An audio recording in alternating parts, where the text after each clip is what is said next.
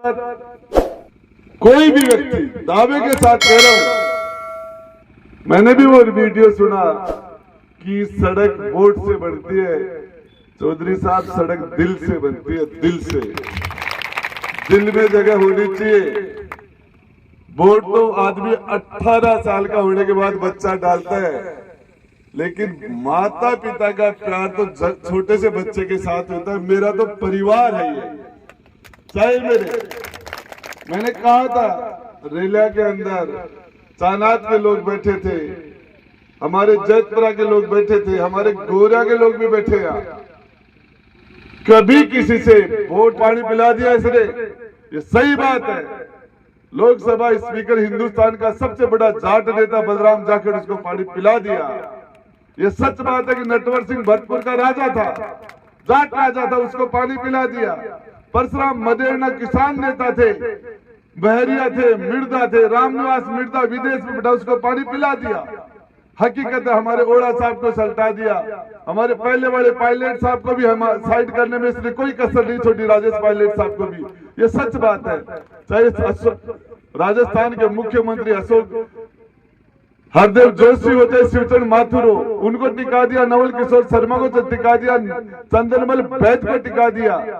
मैं आपको खेत सिंह राठौड़ और गुलाब सिंह सक्ताउत को टिका दिया। हकीकत में मुझे भी पायलट साहब ने कहा, यार गुड्डा तू क्यों मेरे सामने क्यों खड़ा हो रहा है? अशोक गहलोत तो जान लेना चाह रहा है। मैंने कहा पायलट साहब, जान लेने का काम तो ऊपर का त्रिलोकी का नाथ करेगा, ये जेल में डाल सकता है, जान नहीं ले सकता। ये जेल में डाल सकता है, ये मंत्री से हटा सकता है, ये टिकट काट सकता है, और ये जो कर सकता है मैं उसके लिए तैयार हूं। मैंने आपको जबान दी है, मैं आपको जबान दे रहा हूं कि इस लड़ाई के अंदर मैं अशोक गहलोत की दादागिरी के सामने नहीं झुकूंगा। और आपको बताना चाह रहा हूं, सच के अंदर मैंने कुछ भी गलत नहीं कहा। मैंने यही कहा था कि साहब 200 के 200 नंबर में से आपके 21 आए थे, और 200 नंबर में से 21 लाने वाला तो भला आदमी, टैलेंट, और उन 21 को 100 बना दे वो निकम्मा। ये कैसे हो सकता है? वो नकारा कैसे हो सकता है?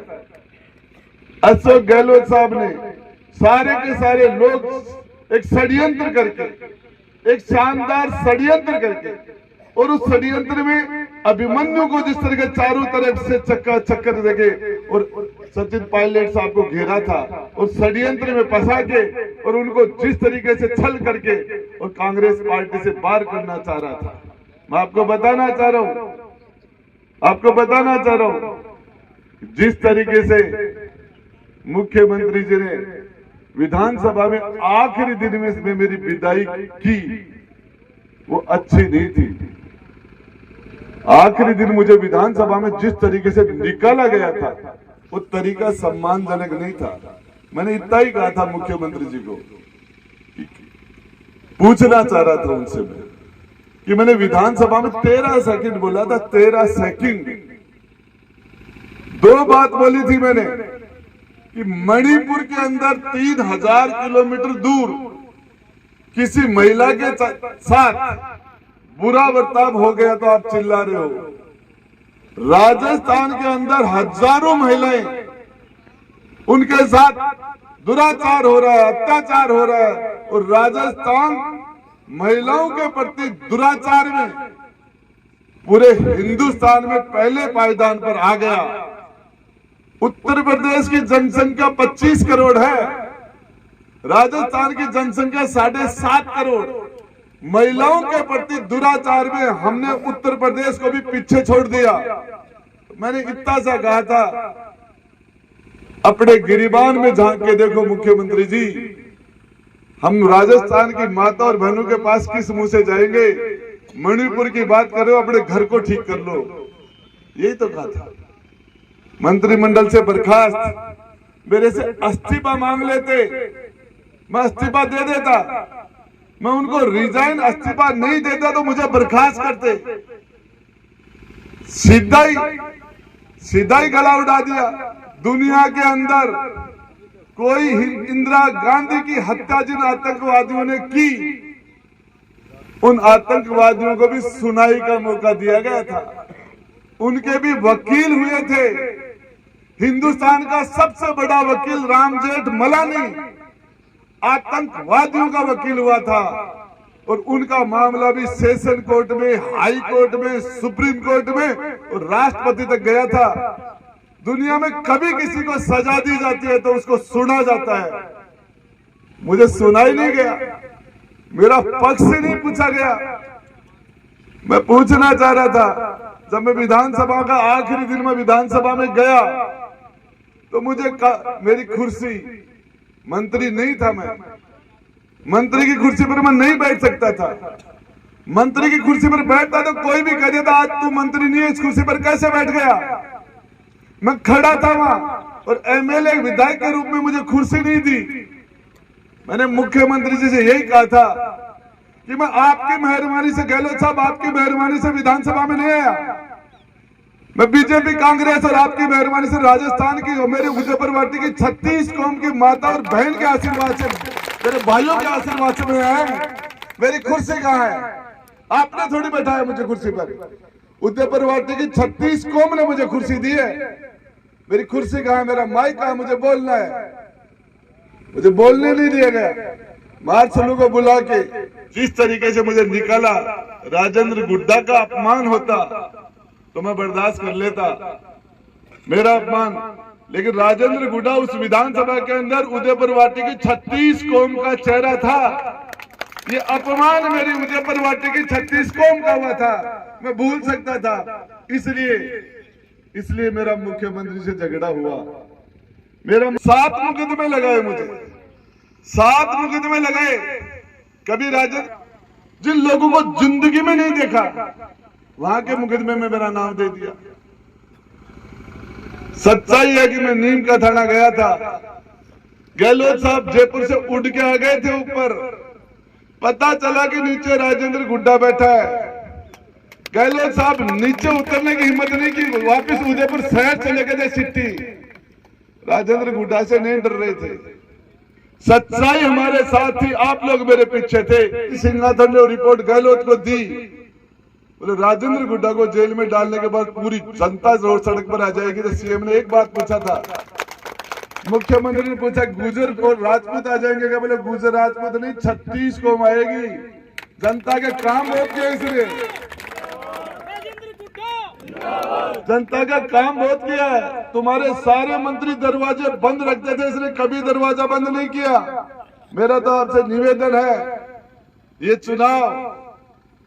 चुनाव यदि राजेंद्र गुड्डा चुनाव नहीं जीतेगा और ये मेरे बूरली, बाछड़ी और मेरे चानात के रेलिया के गुजर यहाँ से बाहर निकलेंगे, खेतड़ी जाएंगे, माधोगढ़ कालोटा जाओगे, चाहे आप बीलवा बाकोटी जाओगे, चाहे आप सुखपुरा सेवड़ी खंडेला में जाओगे, चाहे आप देवपुरा बड़ी आप चिराना की तरफ जाओगे, तुम्हारे रिश्तेदार तुम्हें गालियां बहुत देंगे, तुम्हें धन्यवाद नहीं देंगे, तुम्हें कहेंगे तुमने गाय की हत्या करके आए हो, तुमने बहुत बुरा काम करके आए हो। तुम यदि ऐसा काम करके जाके यदि मुझे मार भी दोगे तो वहां मत जाना, कहना ये मत कहना कि हमने मारा है। हो सकता है तुम्हारे पर हाथ नहीं उठाए, लेकिन तुम्हें आने नहीं देंगे वहां से। बहुत सुनाएंगे तुम्हें, बहुत बुरा भला कहेंगे वो लोग।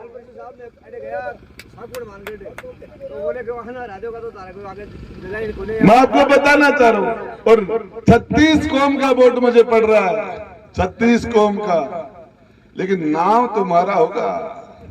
मेरी जीत के अंदर सबसे पहला नाम तुम्हारा आएगा। वोट 36 कौम डाल रही है। और मैं आपको एक चीज बता देना चाह रहा हूँ, एक जाति की राजनीति करते हैं लोग। एक जाति के मजबूत होने से क्या सारा समाज मजबूत हो जाएगा? क्या बड़ी जातियां जीलेंगी, जातिवाद करके वोट डाल के राजनीति करके जी लेंगी, नाई कट जाएगा, दर्जी, सुधार, भार्गव, जोगी, बिरजरा, बावरा, कानबेला, लोहार, बोपा, ये छोटे छोटे समाज ये कहां जाएंगे?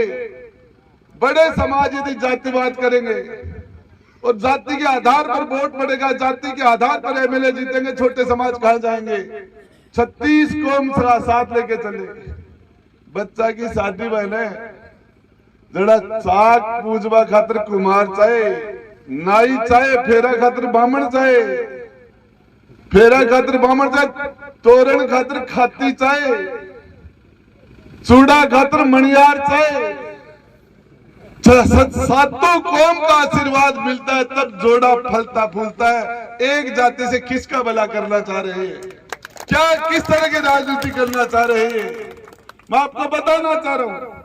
कोई माई का लाल है तो खड़ा होकर कहते राजेंद्र गुड्डा ने आपकी दी हुई ताकत का मैंने 100% सदुपयोग किया है, कुर्सी पर बैठ के मैंने न्याय किया है।